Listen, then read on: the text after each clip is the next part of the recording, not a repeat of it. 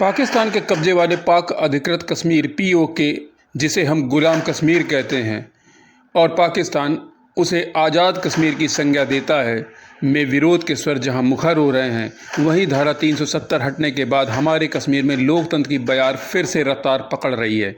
कथित रूप से आज़ाद कश्मीर एक नाम मात्र स्वशासी इकाई के रूप में पाकिस्तान द्वारा प्रशासित क्षेत्र है। इसकी सीमाएं क्रमशः दक्षिण और पश्चिम में पंजाब और खैबर पख्तूनख्वा के पाकिस्तानी प्रांतों से लगती है।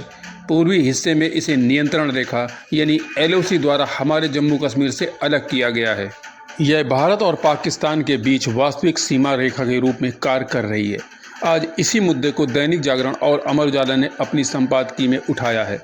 दरअसल POK में पिछले 4 दिनों से बड़े पैमाने पर प्रदर्शन किए जा रहे हैं। यहाँ के लोग पाकिस्तानी सरकार के खिलाफ सड़कों पर उतर आए हैं। एक ओर जहाँ पाकिस्तान अपने जन्म के बाद से कश्मीर मुद्दे की दुहाई देता फिर रहा है, वहीं कथित रूप से आज़ाद कश्मीर का रुतबा देने के बाद भी यहाँ के लोगों की वह परवाह करता नहीं दिखता। ऐसे में वहाँ आज़ादी के नारे गूंज रहे हैं। हमारी नज़र में इसे करनी का फल कहना ज़्यादा सही होगा। जो नारे हमारे कश्मीर में कभी अलगाववादी लगाते थे, वही अब यहाँ पर दिख रहा है। अमर उजाला POK की दुर्दशा शीर्षक से लिखता है, जम्मू कश्मीर में जिस तरह विकास की गति तेज हुई है, सड़कों का नेटवर्क बढ़ा है और अब शांतिपूर्ण ढंग से लोकसभा चुनाव हो रहे हैं, उसे देखकर श्रीनगर से बामुश्किल 150 किलोमीटर दूर POK के लोग अपनी सरकार से वैसी ही उम्मीद करते हैं। प्रदर्शनकारियों ने जिस तरह पाकिस्तान से आज़ादी के नारे लगाए और भारतीय ध्वज के प्रति समर्थन दिखाया, उसके गहरे निहितार्थ हैं। इससे भारत के गृह और रक्षा मंत्रियों के हाल ही में दिए गए बयान सच होते दिख रहे हैं, जिसमें उन्होंने कहा था कि जम्मू कश्मीर का विकास देखकर खुद POK के लोग ही पाकिस्तान के खिलाफ विद्रोह करेंगे और भारत में मिलने की इच्छा जताएंगे। आगे वह लिखता है, POK पर पाकिस्तान की ढीली होती पकड़ का भी संकेत मिलता है।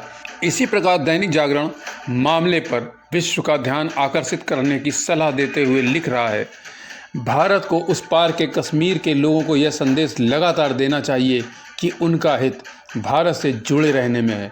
यह सही समय है कि पाकिस्तान को आईना दिखाया जाए। दैनिक जागरण लिखता है कि यहाँ के लोग महंगाई के साथ साथ अत्याचारों से भी तंग आ चुके हैं और वह जान गए हैं कि कश्मीरियों का हितैषी बनने की आड़ में पाकिस्तान किस तरह उनका शोषण करने में लगा हुआ है। वहाँ के लोग यह भी देख रहे हैं कि अनुच्छेद 370 हटने के बाद भारतीय कश्मीर में किस तरह हालात तेज़ी से सुधर रहे हैं और वे पाकिस्तान के शासन के तहत किस तरह दोयम दर्जे के नागरिक बन गए हैं। उनकी केवल हर स्तर पर उपेक्षा ही नहीं हो रही, बल्कि उनके संसाधनों का दोहन करने के बाद भी उन्हें विकास से वंचित रखा जा रहा है। वक्त से पीछे जरा चलते हैं और POK के बारे में जानते हैं। यह कश्मीर से सटा हुआ हिस्सा है। 90,972 वर्ग किलोमीटर का यह हिस्सा गिलगित बाल्टिस्तान का है। दरअसल पाकिस्तान ने यह हिस्सा अवैध रूप से कब्जा रखा है। भारत की आज़ादी के कुछ दिनों बाद ही पाकिस्तान से हज़ारों कबायली कश्मीर में घुस गए थे। इन्हें पाक सेना का साथ मिला, तब कश्मीर भारत का हिस्सा नहीं था। ऐसे में भारत की सेना कश्मीर की मदद नहीं कर सकती थी।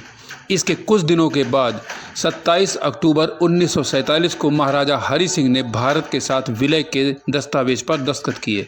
इसके तुरंत बाद भारतीय सेना कश्मीर पहुंच गई और कबालियों को पीछे भगा दिया। हालांकि भारत में तब गवर्नर जनरल माउंटबेटन की सलाह पर जवाहरलाल नेहरू इस मसले को 1 जनवरी 1948 को संयुक्त राष्ट्र में ले गए। इस दौरान पाकिस्तान कश्मीर के बड़े हिस्से पर कब्जा कर चुका था। तब संयुक्त राष्ट्र में इसे लेकर प्रस्ताव पास हुआ, जिसमें कहा गया कि उस तारीख तक जितना हिस्सा पाकिस्तान के कब्जे में है वह उसके पास रहेगा और जितना भारत के पास है वह भारत। कहते हैं करनी का फल भुगतना जरूर पड़ता है। पाकिस्तान के जो कर्म हैं वह उसे यह दुर्दिन दिखा रहे हैं कि जिसे वह अपना हिस्सा कहता था, वह भी उससे दूर छिटकने की कोशिश कर रहा है। चाय की टपरी पर अखबारों की राय पर चर्चा का यह कॉलम आपको कैसा लगा, हमें ज़रूर बताएं। भारत का सबसे बड़ा विचार, एक से एक भारत।